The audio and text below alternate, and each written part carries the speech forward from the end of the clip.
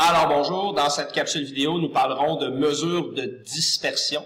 En fait, une mesure de dispersion, c'est une mesure qui nous permet de, ce sont des mesures qui nous permettent de voir de quelle façon notre distribution de données est étalée, ou bien elle est concentrée, mais de quelle façon nos données sont réparties. Donc, celle sur la mesure de dispersion sur laquelle on va s'attarder davantage dans cette vidéo-là, ce sont les quartiles. Donc, tout d'abord, une mesure de dispersion est une mesure qui sert à décrire, et le moins important, c'est l'étalement des données. Donc, de quelle façon elles sont dispersées d'une distribution de données. Les quartiles, ce qu'on va parler dans cette vidéo, la Q1, la Q2 et la Q3, attention, ce ne sont pas des exposants, même ça pourrait être des indices, il pourrait être écrit en tout petit, un peu abaissé si on veut. Là. En fait, c'est le quartile numéro 1, le quartile numéro 2 et le quartile numéro 3. On n'a pas mélangé avec les cas. Donc, nos trois quartiles sont des valeurs qui séparent une distribution de données en, comme son nom l'indique, son préfixe, quart, en 4 parties ou 4 quarts, qui contiennent exactement le même nombre de données.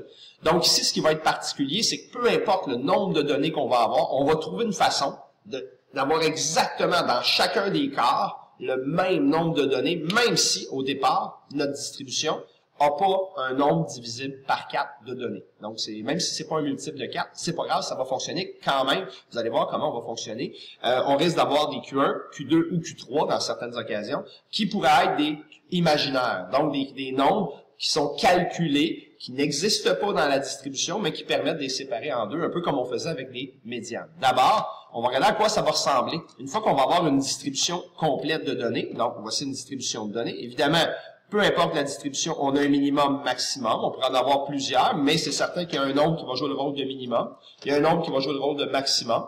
On va d'abord trouver notre médiane. Notre médiane, ça va être le Q2. En fait, notre deuxième quartile, c'est exactement la médiane. Et comme on a vu déjà, notre médiane, elle permet de séparer une distribution en deux parties qui ont exactement le même nombre de données. Puis comme là, on veut le séparer en 4, on va simplement retrouver encore une fois la médiane. Donc, le Q1, c'est la médiane avant le Q2. Et notre Q3, ça sera la médiane après le Q2. Fait que dans le fond, comment ça se résume, c'est on commence par trouver le centre, ça nous sépare en deux, et de chacun des côtés, on va se séparer en deux, et on est séparé en 4 en utilisant des médianes. Rien de mieux qu'un exemple pour pouvoir expliquer ça. Donc, on va se mettre sur l'exemple qui est ici. On va juste le placer pour avoir tout notre espace. Et voilà, et on est prêt à partir. Donc, ici, ce qu'on a comme exemple, on a pris une distribution qui est déjà en ordre du nombre de petits-enfants. Oups, on a un petit problème. On va juste effacer ce qu'on a ici et on est parti. Du nombre de petits-enfants. Oups, encore une fois, qu'est-ce qui se passe? Alors, le nombre de petits-enfants, voilà, ça fonctionne. Le nombre de petits-enfants des membres d'un club d'aînés. Donc, pour pouvoir faire ce qu'on veut faire, on va avoir donc nos mesures de dispersion. On a 5 éléments à trouver. Le minimum, évidemment, c'est 2 petits-enfants. Là, je mets des petits raccourcis. Notre maximum, vu qu'ils sont déjà en ordre, c'est 22 petits-enfants.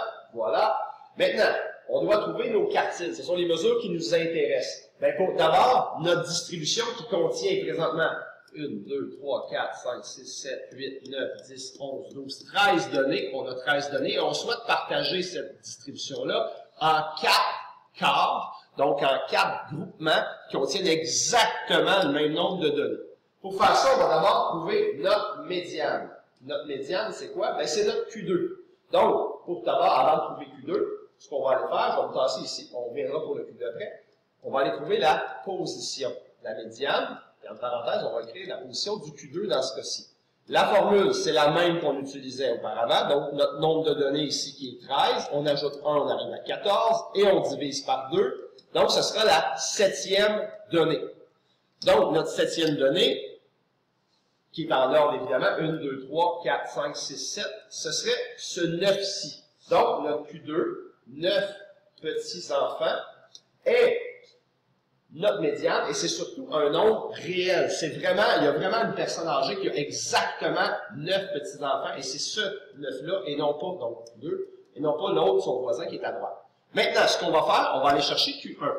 Q1, en fait, on cherche la médiane des données qui sont placées devant, puis après ça, on ira chercher notre Q3, qui sera la médiane des données qui sont placées derrière. Donc, si on le fait au complet, dans le fond, pour notre Q1, on va aller chercher position du Q1. Encore une fois, n plus 1, on divise par 2. On a, pour notre Q1, 1, 2, 3, 4, 5, 6 données. Donc, 6 plus 1, et on divise en 2. 6 plus 1 me donne 7, divisé en 2. On cherche la 3,5e donnée. Donc, c'est la 3,5e. On s'intéresse à la 3e et à la 4e. On va encore une fois aller chercher 1, 2, 3 et 4. Donc, ce que ça signifie, c'est que notre Q1 est placé exactement au centre, donc il est ici, de notre 3e et de notre 4e donnée. Donc, on va faire quoi? On va aller faire la moyenne de 4 plus 6 divisé en 2. Évidemment, on avait un petit doute que c'était 5. 4 plus 6 donne 10 divisé en 2. 5 petits-enfants sera notre Q1 dans ce cas-ci. Et pour notre Q3, je pourrais faire le même calcul, mais comme je sais qu'il y a exactement le même nombre de données, tu sais, si je fais la position, on va le faire au complet, là, mais quand vous allez calculer position Q1, bien, normalement, votre position Q3 va être la même chose parce que vous avez exactement le même nombre de données avant et après votre Q2.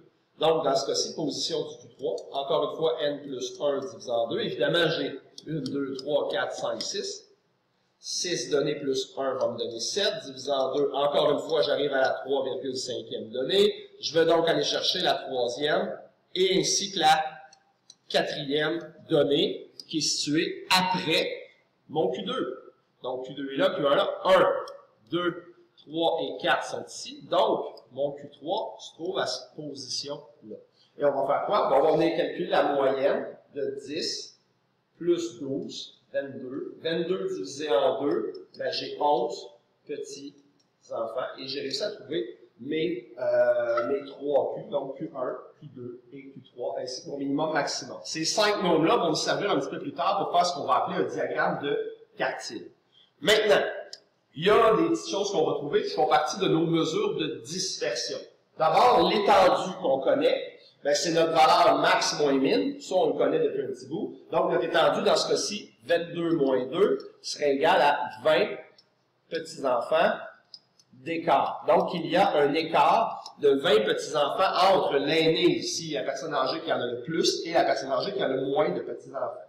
Et l'étendue interquartile, entre les quartiles. Donc, on veut le Q maximum moins le Q minimum. Donc, dans le fond, le Q3 moins Q1.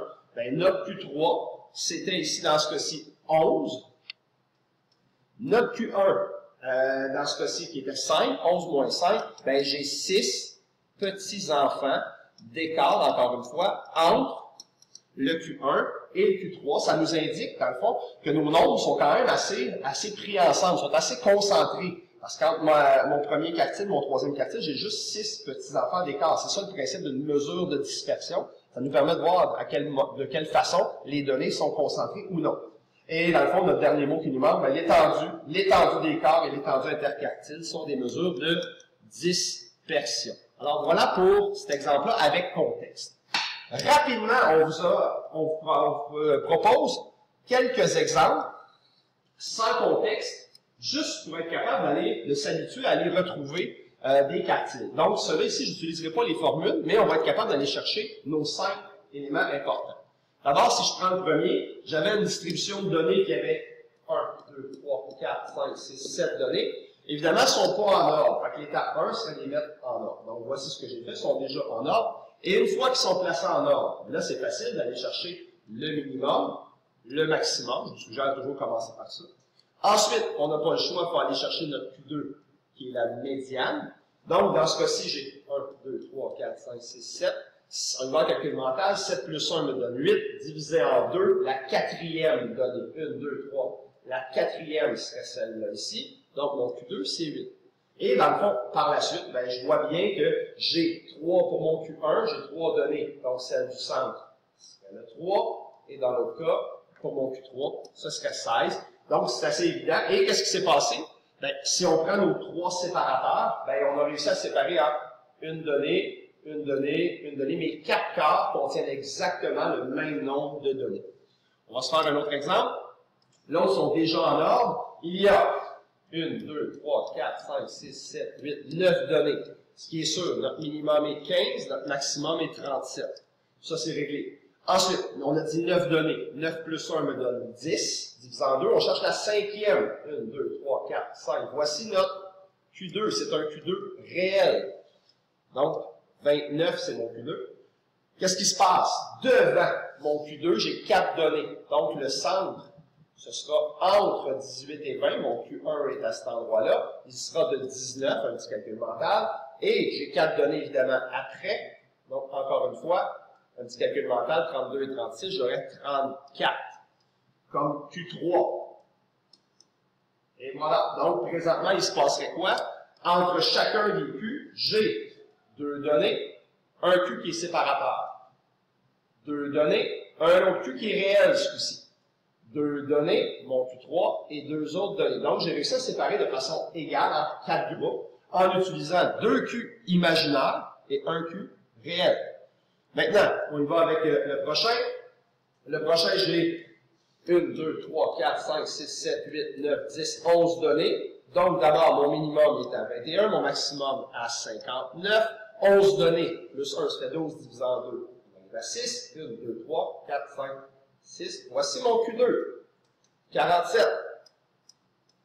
Qu'est-ce que j'ai devant? Devant, je me retrouve avec 5 données. Ben, 5 données, mon centre est ici. Mon Q1, ça serait 32. Et évidemment, j'ai 5 données derrière, donc mon centre pour mon Q3 serait 54.